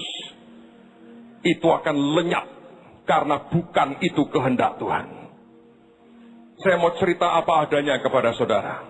Ketika pertama kali kita buat acara Bahtera, saudara, selesai acara, kami menghadiri sebuah resepsi pernikahan di sebuah kota. Kebetulan saya dengan Pak Yusak diundang dalam resepsi itu. Saya duduk bersama dengan Pak Yusak. Kami lagi makan sama-sama. Ada seorang hamba Tuhan mendatangi kami. Saya nggak mau sebut namanya. Dan dia ngomong terus terang, saya tidak dengar dari telinga orang lain, saya dengar sendiri karena bicara di depan saya. Dia mendatangi Pak Yusak dan dia berkata begini, Om, katanya, kami hamba-hamba Tuhan sebetulnya tidak keberatan bahwa kalian membuat acara Bahtera. Hanya satu yang kami minta, tolong jangan ada kolekte, Om. Sebab itu milik jemaat kami, bukan milik Anda. Saya syok, saudara. Yang pasti tidak pingsan, tiba-tiba makan saya tambah banyak. Karena saya berkata, ini ide dari mana? Silahkan lakukan apa saja. Jangan ambil persembahan. Sebab itu uang jemaat kami. Saudara pikir Tuhan tertawa melihat itu? Apakah kematiannya hanya dipakai untuk orang-orang mengumpulkan kolektor? I don't think so. Betel akan menjadi sebuah tempat yang ditinggalkan Tuhan. Kalau rumah Tuhan sudah tidak ada Tuhannya lagi, itu akan seperti Simpson ditinggalkan Roh Kudus. Dia mati dengan karier terakhir sebagai pelawak yang tidak lucu. Kalau rumah Tuhan ditinggalkan Roh Tuhan, dia seperti Raja Saul yang ditinggalkan rohnya. Dan setan masuk merasukinya. Dan dia tidak akan sampai mencapai garis akhir dalam hidupnya. Saya berdoa tidak ada orang yang muter-muter terus di sini. Yang kedua, saya berdoa tidak ada orang yang hidupnya diliputi ketakutan. Setiap ada kegerakan baru, ketakutan. Dan yang diteriakkan cuma sesat setan, sesat kuntilanak, tuyul, setan, sesat. Please baca Alkitab, saudara. Please sebut dan sampaikan kabar baik. Dan jangan hanya karena ketakutan dan takut kehilangan duit, kita menyesatkan banyak orang. Elia berkata kepada Elisa, tinggallah di Betel. Dia berkata, no. Mengapa aku harus di sini? Aku akan ikut engkau. Dan Alkitab berkata kemudian, Elia berkata, sebab Tuhan suruh aku ke Yeriko. Elisa berkata, aku ikut engkau. Aku ikut engkau ke Yeriko. Saudara, sebagian orang yang bisa keluar dari benteng yang dibuat manusia namanya Betel, dia akan tiba di tempat yang namanya Yeriko. Dan Yeriko, cerita paling terkenal adalah ketika tembok kota yang tebalnya bermeter-meter itu runtuh karena kuasa Tuhan. Saya ingat apa yang pernah saya alami di sekitar pertengahan tahun 90-an. Saudara, pada waktu itu gereja yang di Permata masih punya hutang. Dan gereja sebetulnya nyaris disita oleh bank. Saya ikut KKR dan seminar dari pendeta Benny Hinn. Dan itu merupakan kepengikutan saya di seminar beliau yang terakhir. Dan sejak itu baru ketemu mungkin ketika beliau khotbah di sini. Tapi terakhir saya ikut seminar Benny Hinn di Amerika sekitar tahun 93-94. Pada waktu itu KKR dibuat di kota Charlotte di North Carolina di Amerika Serikat. Saya masih ingat karena dengan cara Tuhan yang saya juga nggak tahu bagaimana, saya bisa diatur kamar saya berhadapan dengan kamar yang dipakai oleh Benny Hinn. Hanya bedanya Benny Hinn itu di depannya beberapa bodyguard gede-gede, di kamar saya malaikat gede-gede, saudara. Bedanya apa? Yang dia kelihatan, yang saya tak terlihat. Tapi saya nginep persis di depan kamar dia. Satu hari saya lagi mau keluar, habis acara malam selesai, baru selesai. Perut saya lapar, saya janjian dengan beberapa teman, ayo cari makan. Karena jamnya kacau beda dengan Indonesia. Saya buka pintu depan saya terbuka. Benny Hinn keluar. Dan dia kenalkan saya, dia lihat wajah saya sudah berkali-kali. Dia berkata, guys, this is a pastor from Indonesia, katanya. Dengan senyum khasnya, rambut putih, tidak pakai jas putih kalau dia mau makan. Dan kemudian semua salaman, kemudian pergi masing-masing.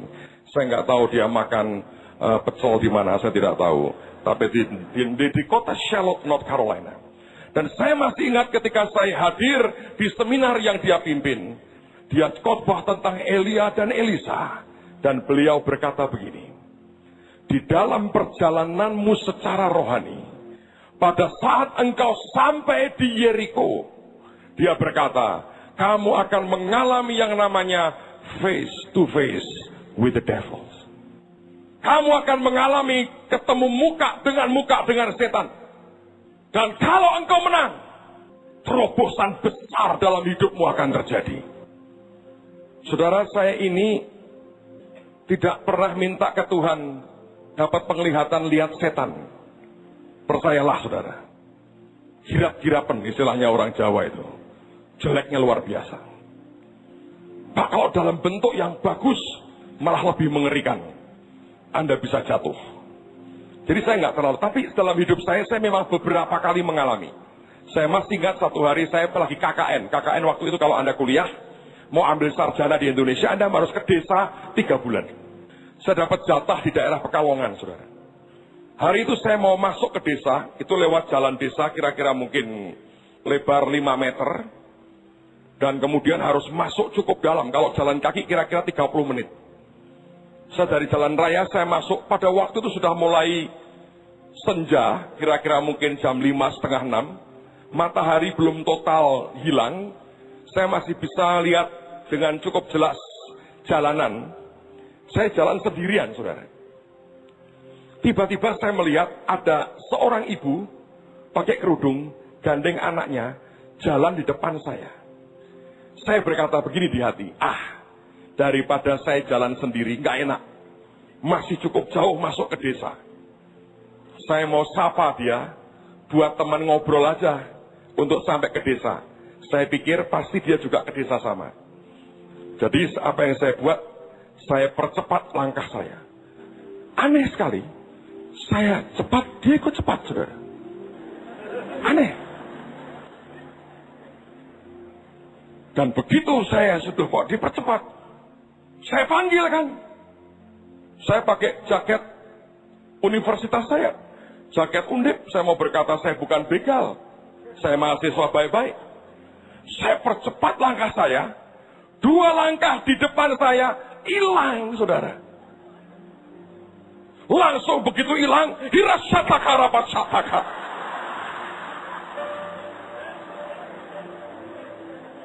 Belum ngerti peperangan rohani, Bu. Besok pagi, saya kan nginep di rumah Pak Lurah. Kami ngobrol sama-sama, saya berkata, Pak Lurah, semalam aku lihat setan. Oh, di mana, Dik? Katanya. Saya cerita, Pak Lurah saya ini orang kebatinan. Dia ngelihat saya, dia dengerin cerita saya. Dia berkata gini, Dik, Anda itu pasti kelak akan jadi orang besar.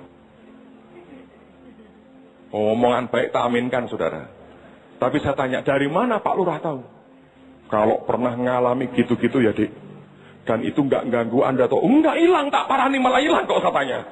Wah, itu sudah kalah sama Anda itu, Dik. Itu nanti Anda jadi orang besar.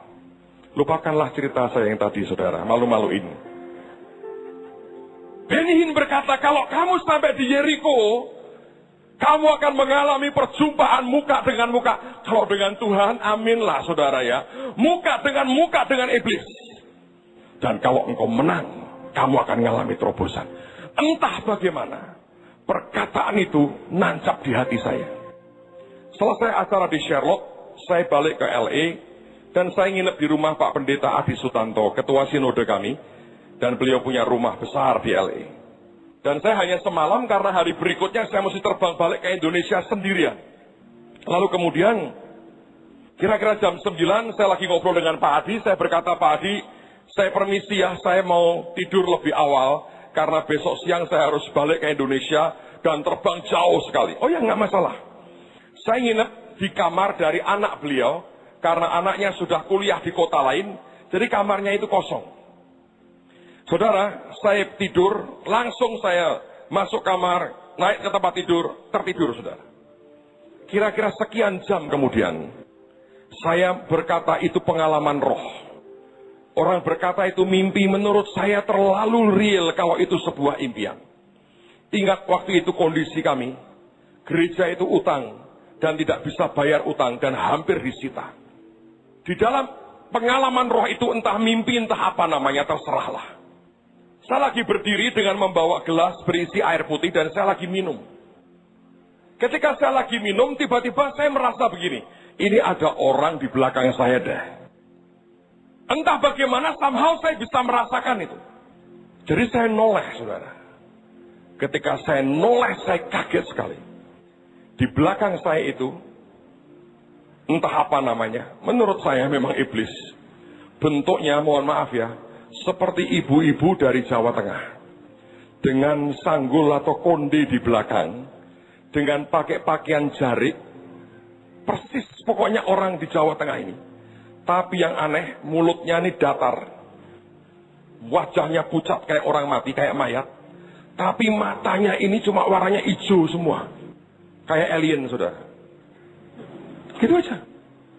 Nggak ngapa-ngapain, nggak berkata shalom, enggak juga. Diam aja begitu. Saya lagi minum, saya noleh lihat yang begitu. Kaget. Kaget betul saya. Sampai ini air di mulut saya tumpah loh. Dasar setan memang. Tapi refleks. Refleks. Saya tidak bisa ngomong apa-apa. Kaget betul saudara. Lihat seperti itu. Belum pernah saya alami sebelumnya. Saya tunjuk begini, saudara. Mata saya melotot, saya tunjuk begini. Tiba-tiba dia mundur. Begitu dia mundur, saya berkata, kena lu sekarang. Saya kejar, saya tunjuk lagi. Dia mundur lagi, nembus tembok. Dan muncul di jendela, kayak film horor itu loh, saudara. Muncul di jendela. Horor Indonesia kan tipikal. Pakai lampu sorot di bawahnya, teng. Tipikal. Horor Indonesia. Dia nembus tembok. Dan saya berkata, dalam nama. Belum nyebut Yesus loh. Sebab dia tahu tidak ada orang pakai nama dalam nama kecuali Yesus Kristus Tuhan. Dia memberikan otoritas kepada kita. Saya berkata, dalam nama. Hilang kabur. Saya terbangun saudara. Hadirat jahatnya masih kuat. Saya tengkingi, saya suruh pergi. Saya bilang, aku mau tidur. Besok pulang Indonesia. Pagi semua. Tiba-tiba itu atmosfer jahat itu hilang. Ajaib ya, tidur lagi saya nggak peduli. Ngurusi setan saudara. Besok paginya saya makan pagi dengan pendeta Adi. Saya cerita apa yang saya alami. Lalu dia tanya begini, apa mungkin anak saya punya barang-barang tertentu yang diberi oleh temannya ya? Apa mungkin perlu dibereskan kamar anak saya? Saya bilang tidak Pak Adi. Tidak ada kaitan dengan Anda. Tidak ada kaitan dengan anakmu. Ini kaitannya dengan saya. Dan dia tanya, dari mana kamu tahu? Ini berkaitan dengan kamu. Kalau ini setannya Amerika, pasti bentuknya koboi atau Indian. Tapi kalau sudah pakai konde di belakang ini, urusanku ini. Lalu dia tanya, ada apa menurut kamu? Saya berkata gini, Pak Adi, saya belum tahu apa yang bakal saya alami. Tapi saya percaya tidak lama setelah saya nanti tiba di Indonesia, saya akan terima terobosan besar dalam hidup saya. Dan Pak Adi berkata, tolong kabari saya ya, apa yang terjadi. Saya pengen ngerti. Saya terbang balik ke Indonesia sendirian. Dalam hati saya bersuka cita, tiba-tiba saya ingat lagi. Benny Hinn berkata, kalau kamu sampai di Yerikomu, kamu akan face to face with the devil. Kalau kamu menang, kamu akan terima terobosan yang luar biasa. Saya pulang sampai Indonesia. Ada hal yang aneh dalam atmosfer gereja. Sejak hari itu, cara jemaat memberi beda sama sekali. Saya tidak ngajar mereka soal keuangan. Tiba-tiba seperti ada yang lepas dari hati mereka. Dan saya mau bersaksi buat saudara, dari tempat yang hampir disita oleh bank, saya hanya butuh 11 bulan kemudian, dan kami bebas dari hutang sampai hari ini. No more debt. Debt free. Bebas dari hutang. Sejak hari itu, saya beritahu, belenggu setan atas keuangan selesai, saudara. Selesai. Banyak orang berkata kepada saya, menyindir berkata begini, jangan datang ke JKI, nanti memberimu jadi banyak. Saya berkata itu orang-orang yang masih terikat dengan iblis kondean tadi, saudara. Kita orang-orang yang merdeka. Kita mengasihi Tuhan lebih dari segala-galanya. Hati kita buat Tuhan. Tidak ada yang membelenggu kita lagi di keuangan. Tapi berapa banyak orang-orang yang dibetel karena ketakutan. Dia membuat patung yang menyakiti hati Tuhan. Saya berdoa, Anda kan sampai di Yerikomu, Anda berperang dengan baik. Dan kau nikmati terobosan Tuhan yang luar biasa. Tapi kemudian Elia berkata lagi, Elisa, kamu di Yeriko. Sebab aku harus ke Yordan. Sebab Tuhan suruh aku ke Yordan. Elisa berkata, maaf bos, gua ikut ke Yordan. Saudara, ini sebuah titik yang saya harus berkata kepada saudara, cukup mengerikan. Kalau iblis, Tuhan sudah beri jaminan, dia tidak akan bisa mengatasi hidupmu kalau engkau perang dengan nama Yesus. Apa artinya Yordan? Dan pada waktu menghadapi Yordan, Elia masih pegang jubahnya. Dan Yordan yang tidak mungkin diseberangi dengan kaki biasa, dia pukul dengan kuat. Dan sungai itu terbelah. Berdua mereka menyeberangi Yordan. Apa Yordan itu sebetulnya? Nama Yordan artinya descend, sesuatu yang turun. Ada banyak orang kemudian mengartikan Yordan artinya the river of death. Kenapa? Saya mau cerita. Tradisi masyarakat di sekitar Yordan pada zaman itu, karena mereka belum kenal dengan Tuhan, kalau ada di antara mereka yang didakwa atau dituduh berbuat sesuatu yang hina atau yang jahat, tuduhannya sangat kuat, tetapi tidak ada saksi. Maka masyarakat berkata, biarkan dia dijudge by the river, biarkan dia dihakimi oleh sungai itu. Caranya bagaimana? Orang yang bersangkutan, kalau Indonesia namanya sumpah pocong dulu saudara. Tapi kok nggak ada yang mati juga ya? Kalau mereka nggak begitu, mirip, diikat badannya, lalu orang itu yang dituduh, tapi nggak ada saksi, dan dia menyangkal tuduhannya, mereka berkata, let him be judged by the river. Biarkan dia dihakimi oleh sungai, dilemparkan ke sungai Yordan. Nanti ada bagian yang descend, yang turun seperti ini. Dan di bagian itu, kalau orang itu salah, mereka percaya, waktu diturunkan, pasti mati, jatuh, bum, mati. Tapi mereka percaya kalau orang itu benar, biarkan mengalami descent, dia tetap hidup. Dan orang percaya dia tidak bersalah. Saudara, melewati Yordan akan membuat Anda dipertanyakan orang. Apakah Anda itu benar atau Anda salah? Apakah saudara itu dengar suara Tuhan atau dengar suara setan? Tapi melewati Yordan, sebetulnya cuma satu. Ada salib yang harus kita pikul. Ada konsekuensi tertentu oleh karena panggilan Tuhan yang harus kita tanggung. Sehingga orang berkata itu river of death. Itulah yang Paulus berkata, I die daily. Aku mati setiap hari.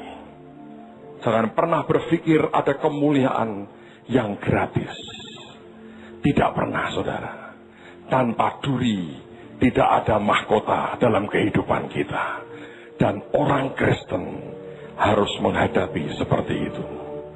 Seberapa engkau bisa kuat menanggung akan salib dan menyangkali kedaginganmu, menutup mulut dari semua pembelaan, dan membiarkan batu itu seperti seakan-akan merajam hidupmu, dan membiarkan hanya waktu yang kelak akan menunjukkan buahnya, apakah dia dari setan atau dari Tuhan. Itulah sebuah ujian terakhir dalam hidup kita, dalam setiap perjalanan kita dengan Tuhan. Kalau Anda melihat orang-orang yang diberkati, Anda melihat orang yang diurapi, Anda berkata, kenapa buat dia sepertinya mudah sekali? Jangan terkecoh. Dia sudah bayar harga yang seringkali Anda tidak tahu harga yang dibayarnya. Tapi orang-orang percaya dipanggil bukan untuk menumpuk kedagingan, tapi menyalipkan kedagingan, ikut Tuhan dan pikul salib sampai kita selesaikan akan tugas kita. Yang percaya katakan amin. Saudara, pada waktu itulah Elia bertanya kepada Elisa, apa yang engkau mau aku kerjakan dan berikan kepadamu? Dan Elisa berkata, kiranya aku mendapat 2 bagian dari rohmu. Sebenarnya yang dia minta itu namanya hak kesulungan. Dia tidak berkata aku mau 2 kali lebih hebat dari engkau, tidak. Dia berkata, berikan aku 2 bagian daripada rohmu. Sebetulnya dia minta yang namanya hak kesulungan. Dan Nabi itu berkata, yang kau minta itu sukar. Tapi if you can see, kalau engkau bisa melihat, aku terangkat naik daripadamu, itu akan terjadi. Tapi kalau engkau tidak bisa melihat, tidak akan terjadi. Elia berkata, nak, yang kau minta sukar, hanya dia yang bisa memberikan. Engkau sudah belajar dari Gilgal sampai menyeberang Yordan. Tinggal tes terakhir, bisakah matamu melihat? Saudara sekalian, kalau kita bisa lihat apa yang Tuhan sediakan, lebih daripada apa yang engkau lihat dalam alam jasmanimu, itu akan turun dalam hidupmu. Dan waktu Elia sambar dengan kuda berapinya Tuhan, Elisa berteriak, Bapakku, Bapakku, kereta Israel dengan orang-orangnya yang berkuda. Dan tiba-tiba jubah itu turun. Jubah yang sama yang sekian tahun lalu pernah secara profetik dilemparkan kepada Elisa. Jubah yang sama turun setelah melewati tahapan ujian dalam hidupnya. Dan jubah itu diambilnya. Dia robek jubahnya sendiri. Dia kenakan jubah Elia. Dan ketika dia kenakan jubah Elia, dengarkan baik-baik. Dengarkan baik-baik. Ini covenant. Dia melihat Yordan. Mengapa dia berteriak, di manakah Tuhan Allah Elia? Sebetulnya dia berkata, Tuhan, ini jubahnya Elia. Aku lihat dia terangkat naik. Maka sesuai dengan janjimu lewat Elia, 2 bagian rohnya ada padaku. Dan dia seperti berkata, aku angkat sebuah perjanjian Elia. Dia pukul Yordan untuk kedua kalinya. Tuhan yang tidak pernah mengingkari covenant-Nya bekerja dengan dahsyat. Urapan Tuhan begitu ajaib. Sungai terbelah 2. Dia jalan di atasnya di tanah yang kering. Dan ketika nabi-nabi yang di Yeriko melihat itu, mereka berkata, roh Elia hinggap pada Elisa. Semua tersungkur dan mereka menyadari Elia sudah pergi, tapi urapannya ada di tengah-tengah mereka. Dengarkan saudara, dengarkan sekali lagi. Jangan biarkan engkau terus dalam pusaran Gilgal. Jangan engkau tinggal dalam ketakutan battle, politiknya battle. Jangan hanya berhenti untuk engkau berperang melawan kuasa gelap, tapi engkau hidup dalam kedagingan. Biar dituntaskan apa yang dia mau. Semua pengorbanan kita, harga yang kita bayar, tidak akan pernah sia-sia. Semua salib yang engkau pikul, Tuhan mengerti. Semua harga yang kau bayar, dia akan beri kemuliaan sebagaimana yang dia siapkan. Minta hari ini supaya mataku bisa melihat. Bisa melihat. Yang percaya katakan amin. Thank you Lord. Semua yang jasmani adalah ekspresi dari apa yang rohani. Satu hari ada seorang pengemis yang buta namanya Bartimius. Artinya anak Timius. Banyak ahli Alkitab berkata sebetulnya dengan nama itu dapat diketahui dia sebetulnya anak haram, saudara. Kata Timius itu artinya haram. Bartimius artinya anak haram. Dia sedang mengemis di gerbang kota Yeriko. Ketika dia mendengar ada rombongan lewat, matanya tidak bisa melihat. Lalu kemudian dia bertanya kepada orang di sekitarnya. Dia teriak-teriak, dia berkata, siapa yang lewat? Siapa yang lewat? Lalu orang mengatakan, Yesus dari Nazaret lewat. Tapi kalau Anda membaca dengan jeli akan cerita itu. Pada waktu telinga jasmaninya mendengar, Yesus dari Nazaret lewat. Bartimius tidak pernah berteriak, Yesus dari Nazaret, kasihanilah aku. Never. Anda baca di Alkitab, dia berkata, Yesus, anak Daud, Jesus, son of David, have mercy on me. Dan orang-orang hanya berkata, jangan teriak-teriak. Makin dilarang dia teriak makin keras. Tapi dia tidak pernah panggil Tuhan, Yesus dari Nazaret. Dia berkata, Jesus, son of David, have mercy on me. Buat orang Yahudi, sebutan son of David artinya Mesias. Orang lain memberitahu dia, oh dia orang Nazaret, anak Yusuf dan Maria. Kalau dia panggil Yesus dari Nazaret, itu Yesus yang tidak bisa mengerjakan mujizat satupun di Nazaret, hanya menyembuhkan beberapa orang sakit. Dan kalau dia panggil sekedar Yesus dari Nazaret, seperti mau berkata dia adalah anak manusia yang tidak berdaya.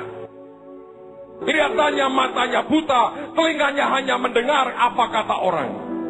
Tapi telinga dan mata rohnya terbuka. Dia berkata, ini bukan Yesus dari Nazaret, ini Mesias yang aku tunggu. Pada saat revelation itu membuka matanya, dia berkata, Son of David, have a mercy on me.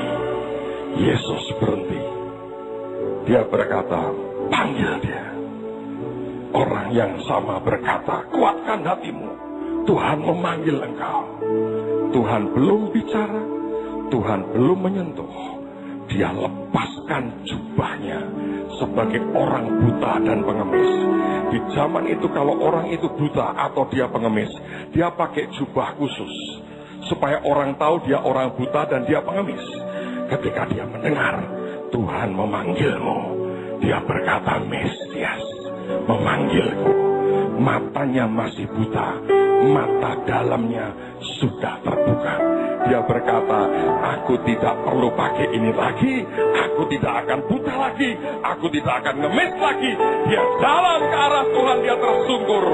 Dan Yesus bertanya, what do you want me to do for you?